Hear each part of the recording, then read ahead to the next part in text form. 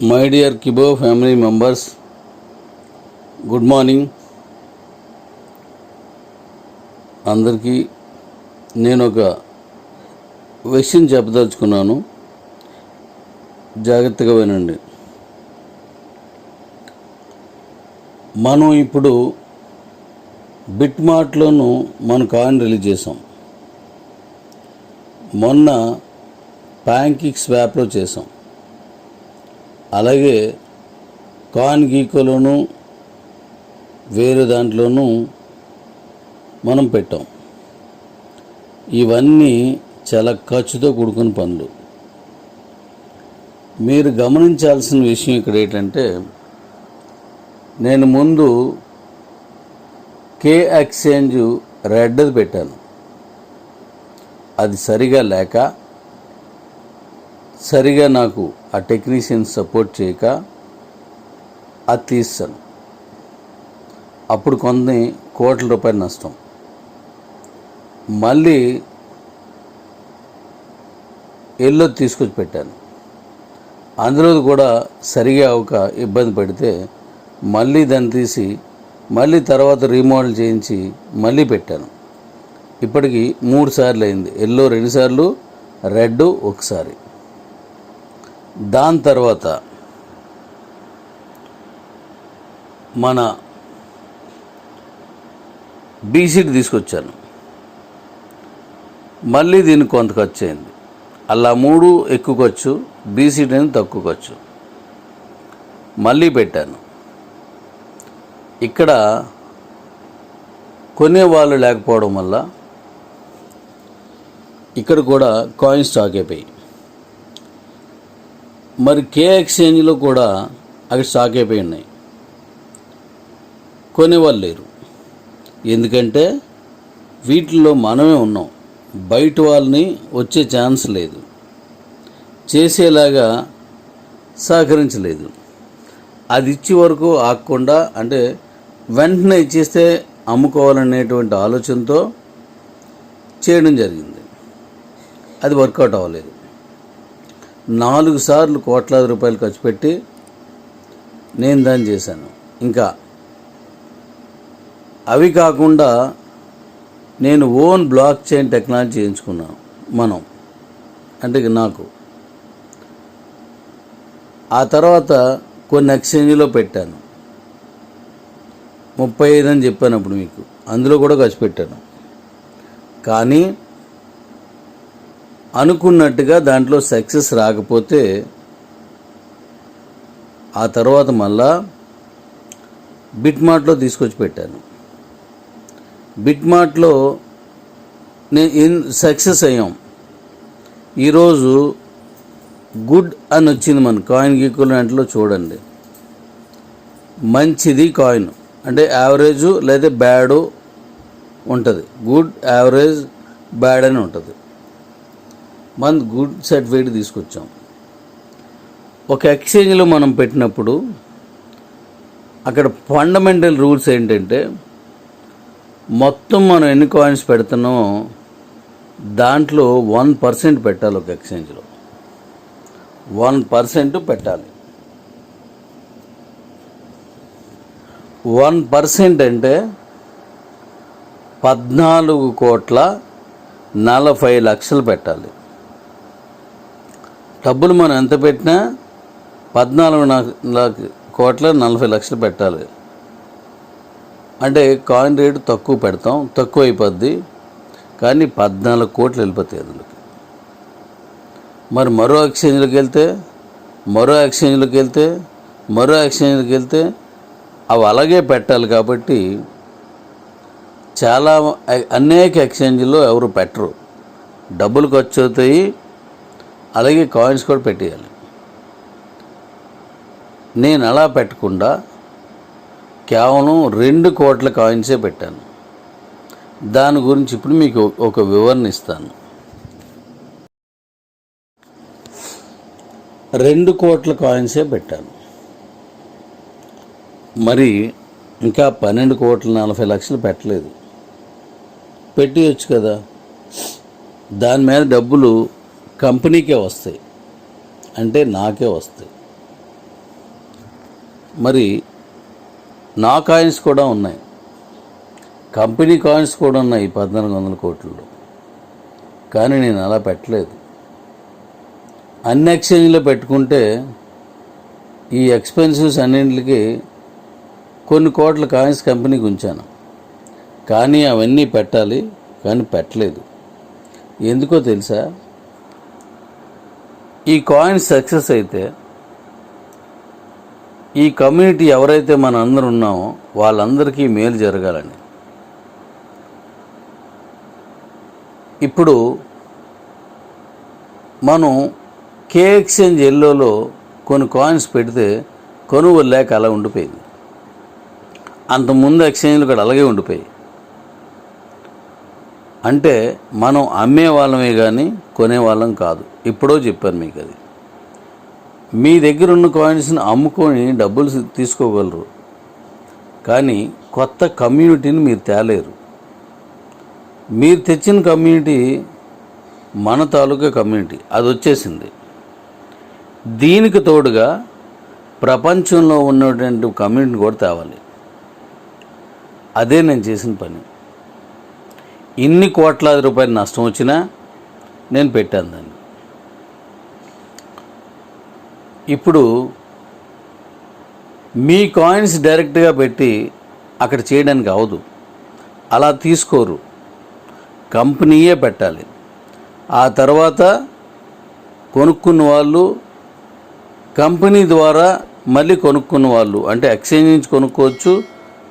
కంపెనీలో మీరున్నారు కదా, మీ అందరూను మీ అకౌంట్ల నుంచి మీరు అమ్ముకోవడానికి ఆప్షన్ ఇవ్వచ్చు. ఈ 2 పద్ధతిలో చేయొచ్చు. కానీ ముందుగా కంపెనీయే ఎక్స్చేంజ్లో పెట్టాలి. అది తెలియకపోతే మీరు అడిగి తెలుసుకోండి. అప్పుడు మనం ఇప్పుడు బిట్మార్ట్లో సుమారు 1.5 కోటి కమ్యూనిటీ ఉంది, అందులో పెట్టాం. వాళ్ళు వచ్చారు, ఇంకా అందులో ఉన్న వాళ్ళు అలా వస్తూనే ఉంటారు. కొంత టైం తీసుకోవాలి. తర్వాత మొన్నొచ్చిన ఈ ప్యాంకిక్ స్వాప్లో పెట్టాను, మళ్ళీ అక్కడి నుంచి కొంత కమ్యూనిటీ వచ్చింది. ఇప్పుడు ఎల్ బ్యాంక్ని పెడుతున్నాం, అక్కడి నుంచి వస్తుంది. ఈ 3 సుమారుగా, ఈ 3తో పాటు ఇంకో 2 ఇస్తున్నాను. ఈ 5 సుమారుగా అన్నీ కలిపి 5 కోట్ల మంది కమ్యూనిటీ ఉంటారు. అలాగే 20 కోట్ల కమ్యూనిటీ వచ్చే వరకు దీన్ని పెంచి, ఖర్చు చాలా అవుతుంది, దాన్ని పెంచి అప్పుడు మీ కాయిన్స్ నేను రిలీజ్ చేస్తే వచ్చిన వెంటనే టక్ మని అమ్ముడిపోతాయి. 20 కోట్ల మంది ఉండగా ఇప్పటికే మీకు రిలీజ్ అయిన కాయిన్స్ అన్నీని మన 5 కోట్ల కాయిన్స్ సుమారు ఉన్నాయి. కేవైసీ చేసిన దాంట్లోనూ ఓ 2.5 ఉంటాయి, కేవైసీ చేయలేని వాటిల్లో 2.5 ఉంటుంది. 5 కోట్ల కాయిన్స్ ఉంటాయి. ఈ 5 కోట్ల కాయిన్స్ ఇప్పుడు సడన్గా మార్కెట్లోకి వెళ్తే ఒక్కసారిగా మార్కెట్ డౌన్ అయిపోయి అక్కడ మనకు గుడ్ అని వచ్చింది కాస్త బ్యాడ్ అని వస్తుంది. ఇంక కాయిన్ అమ్ముడుపోదు, అమ్ముడుపోయినా పైసల్లోకి వెళ్ళిపోద్ది. అలా కాకుండా నేను చెప్పినట్టుగా చేస్తే కొనేవాళ్ళు ఎక్కువగా ఉండి అమ్మేవాళ్ళు తక్కువగా ఉన్నప్పుడు కాయిన్ నిలబడుతుంది. సంవత్సరానికి వచ్చే కాయిన్స్ ఏమాత్రం కూడా అందరికీ సరిపోకుండా అయిపోద్ది అప్పుడు. అందుకే నేను 20 కోట్ల మంది అవుట్ సైడ్ నుంచి కమ్యూనిటీ తీసుకొచ్చిన తర్వాత మీది ఇస్తే మన దగ్గర ఉన్న ఒక్కొక్కరికి 1/4 వస్తాయి. అలా ఇచ్చేస్తే, అలా ఇవ్వడానికి కాకుండా ఒక పద్ధతి ప్రకారం ఒక ప్యాటర్న్ అవలంబిస్తే అద్భుతమైన రిజల్ట్ వస్తుంది. ఇప్పుడు మీరు 5 రూపాయల నుంచి మొదలై అంతకంటే కిందకి అమ్మిన వాళ్ళు తక్కువ మంది ఉంటారు. 5 రూపాయల నుంచి మొదలై రూపాయలు లేదా అంత మీద కొంచెం ఎక్కువ వరకు కూడా ఎవరైనా కొని ఉండొచ్చు. అలా కొనుక్కున్న కాయిన్స్ చాలామంది దగ్గర ఉన్నాయి.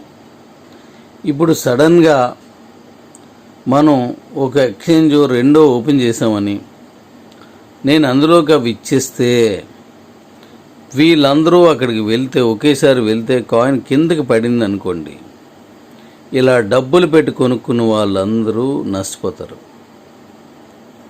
అలా కాకుండా నేను చెప్పిన పద్ధతిలో వెళ్తే అందరికీ మంచి ఇన్కమ్ వస్తుంది.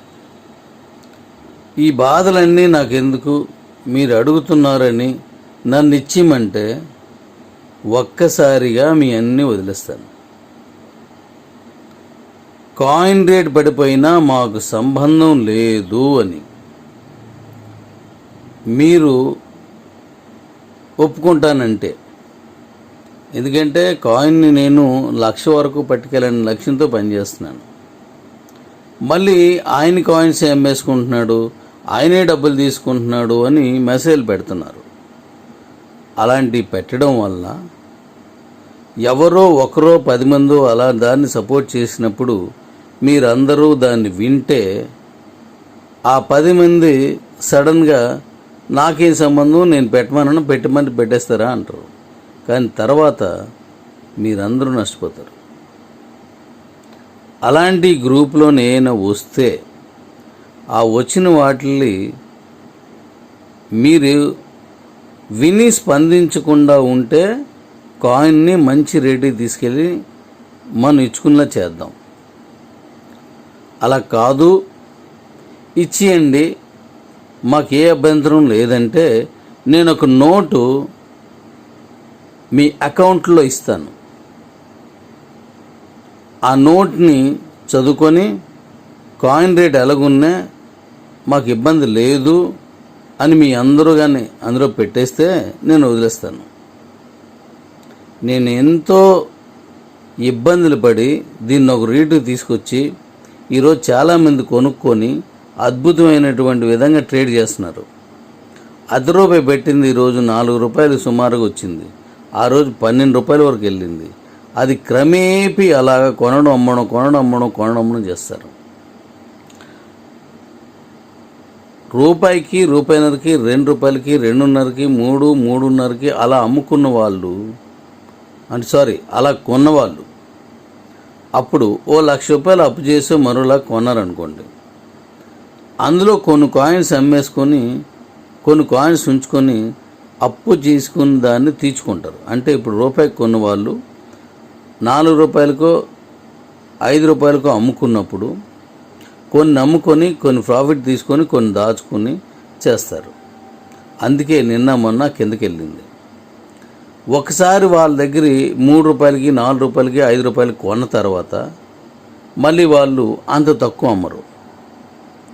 ఇలా ఒక్కొక్క మెట్టు అలా ఎక్కుతూ ఉంటాయి. అవి అలా ఎక్కుకుంటూ వెళ్ళినప్పుడు ఆ స్టేజ్ నుంచి కిందకి రాదు. ఇప్పుడు బిట్ కాయిన్ 20 లక్షల నుంచి 53 లక్షల నుంచి ఒక్కసారిగా 13 లక్షలు పడిపోయింది. 13 నుంచి 25 లోపు ఛానల్ రన్ అయింది. అంటే 18-25 లోపు జాగ్రత్త వినండి. ఆ తర్వాత మళ్ళీ పెరుగుతూ ఉంటుంది, తగ్గుతూ ఉంటుంది. కానీ 13 కంటే కిందకి వెళ్ళలేదు, స్తంభించిపోయింది. కానీ అంత కిందకి వెళ్ళలేదు. అంటే అర్థం ఏంటి, అంతకుముందు మన కాయిన్ లాగే రూపాయి ఎక్కువ మంది కొనుక్కున్నారు, మళ్ళీ రూపాయి కొన్నారు. అలా కొంటూ అమ్ముతూ ఆ రేటుకి వచ్చింది. అందువల్ల అంతకంటే కిందకి దిగదు. ఇప్పుడు మళ్ళీ పైకి వెళ్ళింది, కిందకు వస్తుంది. ఇంతకుముందు కిందకి రాదు. ఇదే క్రిప్టోలో ఉన్న మ్యాజిక్. ఇప్పుడు మన కాయిన్ కూడా అంచెలంచెలుగా దాన్ని పెంచుకుంటూ వెళ్ళి ఒక స్థాయికి తీసుకొచ్చి ఒక 20 కోట్లు కమ్యూనిటీ తీసుకొచ్చి ఆ తర్వాత మన కాయిన్స్ అన్నీ ఒక దశల వారీగా ఇవ్వాలనేది నా అభిప్రాయం. అప్పుడు అందరికీ మేలు జరుగుతుంది.